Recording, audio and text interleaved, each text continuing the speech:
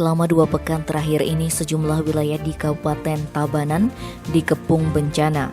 Pada Rabu 1 Desember, 2 pelinggih merajan atau pura keluarga di Banjarasah, Desa Bantiran, Kecamatan Pupuan diterjang longsor. Informasi yang diperoleh Kamis 2 Desember menyebutkan sekitar pukul 14.30 sebagian besar wilayah Tabanan diguyur hujan. Hal ini mengakibatkan tebing di ketinggian 5 meter di kawasan Banjarasah longsor dan menerjang merajan milik Subrate. Kapolsek Pupuan AKP Wayan Swastika menyebutkan ada 2 pelinggih yang terkena material longsor. Tidak ada korban jiwa, cuman kerugian diperkirakan mencapai 100 juta rupiah. Sementara Kepala BPBD Tabanan Inyoman Sri Nanda Giri mengatakan pihaknya bersama kepolisian dan Koramil sudah membersihkan kawasan yang tertimpa longsor.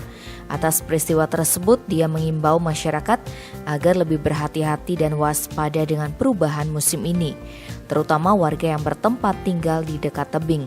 Ada 3 wilayah yang memiliki resiko longsor, di antaranya Kecamatan Pupuan, Baturiti, dan Penebel. Sedangkan di daerah lainnya potensial dengan bencana pohon tumbang atau banjir. Tim Bali Express melaporkan.